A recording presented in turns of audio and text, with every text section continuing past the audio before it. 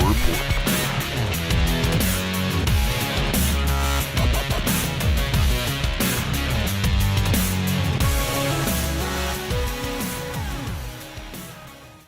Welcome back, ladies and gentlemen, to the best football show of the new generation. This is the XFL Report. That's right, Tyler. We are currently in MetLife Stadium, and man, this week has been killer for the XFL. Great week for week 2. It's finally in the books. We still know Tampa sucks. From injuries to trades to the big oofs to those all-star plays. I think it's time we get right into it with our first game. The New York Guardians taking on the DC Defenders. Woo! And what a game it was. I gotta say, DC Defenders are really showing why they have the reputation of the best defense. Not even did they get a certain amount of picks. Not only did they win, not only did they get a shutout, but they broke down Matt McLaurin. Oh, and it was funny to see. I've never seen a quarterback in my life struggle. I mean, DC has been giving us all sorts of firsts this year, from the first kickoff to the first punt block, the first 3-point try, and now the first shutout of the season. I mean, the highlights speak for themselves. I think we should get right into it for these kids. I think so too.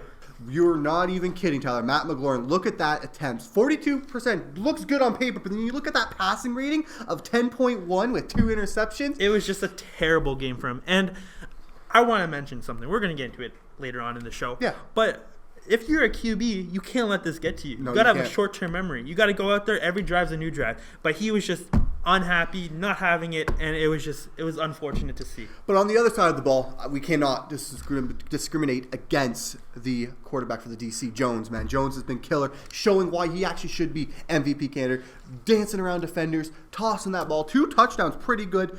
For 276 yards and, 62% passing. Yeah, you can't completion? go wrong with that. With the Vipers trying to prove that they are a legit contender and not just the Tampa of football. Because, 3 things are certain: death, taxes, and Tampa sucking at football. That they is go correct. out there to prove something, but you know what? After an unsettling third quarter where Seattle scored 14 points, they ended up losing, going 0-2 on the season. And it's tough to see because they got their first ever lead, and then they blew it. I thought Murray being out after he performed in week 1 would be a blessing in disguise for the Vipers. But both QBs that went into the game this week couldn't find the end zone. And the main QB, Cornelius, throwing 2 interceptions, it does not look good for Tampa. It doesn't. Like you're saying, the QBs couldn't find the end zone. I mean, I know Silver's got 1 touchdown, 1 interception, but I mean, that percentage on the day, 39%, what are you doing? And then not only that, 50 and 44, 41, Yeah. 44.4 passing rating. It was a defensive game. It was definitely defense, Yeah. and I guess it's true, defense do win championships, and it definitely won Seattle that game. Absolutely. First touchdown, though, pick 6 for For Vipers. the Vipers. The So, first yeah, time ever getting the end zone was a pick 6. So hopefully more for them. you think they're ever going to throw a touchdown? I know, not at all. I don't think so. Day number 2 of week number 2. LA and Dallas both coming in with an 0-1 record, wanting to prove to their fans and to themselves that they can actually get a win. So they were fighting hard. And let me tell you, this game was like Super Bowl 53. I mean, I cannot argue with that at all. It was a punt fest. It was like, I mean, if you're a punter, you love to see it. But Yeah. as a casual football fan, you're not that devoted to seeing the people punt. I know Pat McAfee was probably happy. He Definitely probably, yeah. was happy. And, with this game, we'll get into the score a little bit. I just want to say it was nice seeing both Todd Gurley and Melvin Gordon showing up, supporting the LA team. Yeah. And supporting their former teammates. But let's get into it. So LA being at home, they came out strong, going up 3-0 in the first. But just like Super Bowl 53, it turned into a punt fest quite quickly. Mm-hmm. They went back and forth, punting, fumbling, throwing interceptions until the very entertaining fourth quarter. As they were heading into the fourth quarter, it was time to put up and shove for both teams. At the final score, it was pretty low, 10-6. But don't worry, that fourth quarter became really entertaining. Both teams trading touchdowns, trading picks, trading everything they got. But in the end, it wasn't enough. LA couldn't catch up, and they ended up losing to Dallas, 25-18. It was a very heartbreaking loss for LA, as they were the very first team to get the 3-point conversion. Actually succeed in it. Succeeding getting the 3-point conversion. And they just fell short. It was unfortunate at home too. It was very entertaining for us. Oh, very entertaining for the fans. But I mean, as the fans of the team LA, it's hard to watch. And I know it's terrible. But looking at the player, Johnson having quite an under kind of the table game. 2 touchdowns, pretty good. 196 yards, 52%, and an 89 passing rating. It's not the greatest, but it's not that bad either. That was like Mahomes almost. Yeah, you can't blame him for the loss. I mean, look at the 2 fumbles that they had in the red zone. Exactly. It's just unacceptable. Your quarterback comes up to play and you can't step up for him. That's on you, not the quarterback. And then we got Jones for Dallas, who, I mean, his team kind of carried him to the win. He did. Like, he threw 2 interceptions, although I will give this to him, he did not crumble and throw anyone under the bus. He blamed himself. He got better, and then they came in for the fourth quarter for the kill. I mean, the yards right here, 305 yards, so it wasn't just these little dinky twink passes. He's bombing them like it's Pearl Harbor out here. It wouldn't have been a punt fest without the punters, and man, did one shine today. I mean, just look at these stats. 3 attempts, 124 yards, and 2 in the 20. You can't ask for anything better from a punter. No, you cannot. He did his job, and he did it right. And you don't see that much from punters. They like to choke under pressure, but they do. He really killed it today. I'm sure they're icing his leg all week. Oh, absolutely. We're finally finishing the day off with a very, very interesting matchup. Also, 2 1-0 teams. That is the Battlehawks and the Roughnecks. And I mean, man, I know Texas is big on football, and it's showing it there. Their fans are loving it. They're playing, loving it. And don't worry, St. Louis trying to show why they deserve a team in St. Louis as well. I mean, this was just great. This game was super entertaining. You never know who was going to win. The Battlehawks and the Roughnecks, they were trading blows left, right, and center. I mean, just look at the second quarter. I thought it was over. They scored 12 points straight. I thought game, set, match. But the Battlehawks were not having it. They came out in the second half and just getting 12 points of their own. Yeah, they were going back to back to back until maybe a little bit teaser play of the night. Maybe the interception kills all the momentum. Picked it off. I thought he was going for the pick 6. Take it to the house. 66 yards, down by the 10. I mean, that's pretty good. And it gives them the opportunity to work with in the red zone. And did they ever with the Roughnecks P.J. Walker. That guy is killer. Ice cold in his veins. Just Patrick Mahomes type throw. No look. Boop. End zone. Touchdown. I mean, that kid's amazing. Showing why he's MVP. I'm excited to see who wins the MVP award because him and Jones are just putting up a show for the fan base. I mean, really, if you love quarterbacking football, this is that between these two. The old man and Cardell Jones showing why he had those flashes in Ohio State. And then, obviously, P.J. Walker, the young gun, showing why, hey, you know what, teams? Give me a chance. I deserve to be here. And, man, he's done that so far. I couldn't agree more.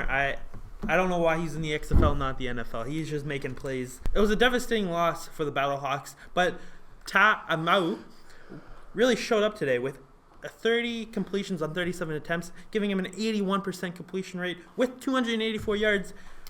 Great game, 3 touchdowns. Unfortunately, those 2 interceptions, one of them, I would say, was the nail in the coffin. Oh, absolutely. The 66-yard one, man, that hurts. When you especially had, what was it, like they scored 3 times in a row? Yeah. Going close to it. And it just kills the momentum, like we said. But like we were talking about, P.J. Walker, man, what a killer! 3 touchdowns, 111 passing grade. Both teams did really good on the passing grade sides, even with the 2 touchdowns, 64% and 170 yards. But I gotta give Battlehawks QB credit, 81% from the field with 284 yards and 3 touchdowns. I know he tried his hard. If he kept those interceptions to 1, it would have been all over. But it would have been. God has something else to say about it, right? Yeah. Now, Tyler, it's time to look at something we do every week, the highlight of the night. There was a lot of great plays. There was. I mean, it looked like the NBA All-Star game out there. You could Slam dunk competition, 3-point shooting competition. We had some skills bombers. challenge. Not the celebrity game, though. That was terrible. But you know what? I have to give it to the interception by Jermaine Johnson. He got himself in perfect position to pick it off. You can't coach that. You can't. That's just all IQ right there. And, man, 66 yards was great enough. Could have got the touchdown. Not kind of blaming him. I mean, he ran it there, 66 yards.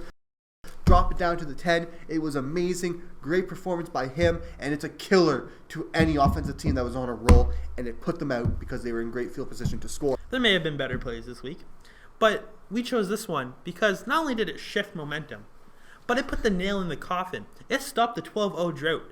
It gave P.J. Walker the momentum, the confidence in his team to go back and get this game and complete the dub. That's right. I mean, you couldn't say it any better myself. The guy was killer, put the team on his back when he needed the most, gave them all the momentum in the world. But as they say in the world, there's always 2 sides the same coin unless you're Harvey Dent from Batman. That's a different story. We'll get that to another time. But the OK Boomer oof of the night, man. I'm laughing about it because it's hilarious.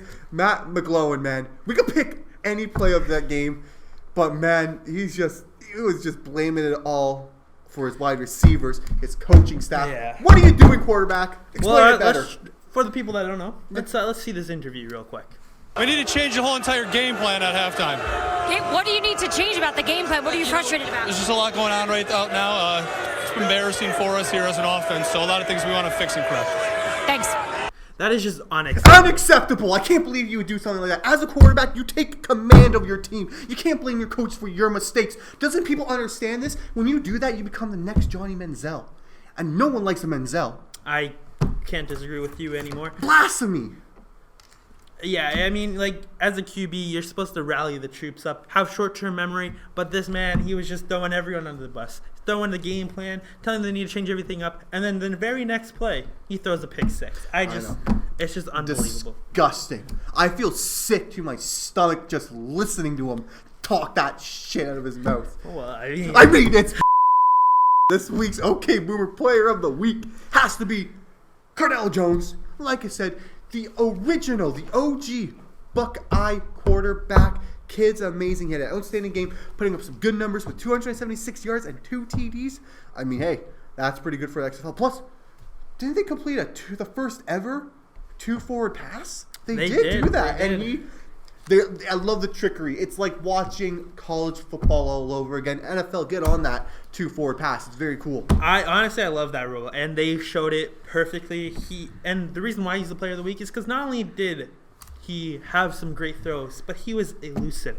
He didn't go down when they came. He stared the pass rushers, and he just laughed at them and got a throw off. It was just an unbelievable performance by him. You could have picked anyone on the defense of the DC Defenders. I had to go with the QB for the DC Defenders because he is the leader of the group. He performed quite well, but you could have picked anyone from DC Defenders. You talk about staring down that D line coming at you. I mean, staring down that secondary and throwing the ball as much because that secondary is good as they proved against the Vipers last week. Absolutely, it's a tough team to go against. Yeah, it is. And to shut them out. Yeah, amazing. But both sides, I mean, the guy was killer. Ice cold in his veins. Yeah. Moving on to our new favorite segment. You either love it or you hate it. It is the best interview of the week, and it goes to the Dallas Renegades. Their player juicing it, keeping it, loosing it, loving it, pubbing it. Let's send it down, and so you guys can take a gander at this interview. Exactly. Frank, you've been living on this foam. You've been living on this foam roll over here. What's going on? Let's go. Just stretching. Just trying to stay loose, man. You know, just in the course of the game, you know, you'll get tight. So I'm just trying to stay loose. Keep the juices flowing, right? Yeah, got to. 30 years old, man. Got to stay loose. 30 years young. Wait, 30 years young. You right? He's very camera friendly. I love to see it. I understand most people hate them because there's a lot of cringy ones. There is. You get these diamonds, jewels. I mean, the guy dropped the F-bomb the last week. Don't forget. Yeah, Seattle's guy. Woo! He was heated. We got to talk about the standings in week 2. My guy, it's been nuts. DC Defenders and both the Roughnecks are 2-0. Obviously, a bunch of 1-1 teams with the Dallas Renegades and the Seattle Dragons with the New York Guardians and the St. Louis Battlehawks. And then finishing bottom last, we got the LA Wildcats and the Tampa Bay Vipers.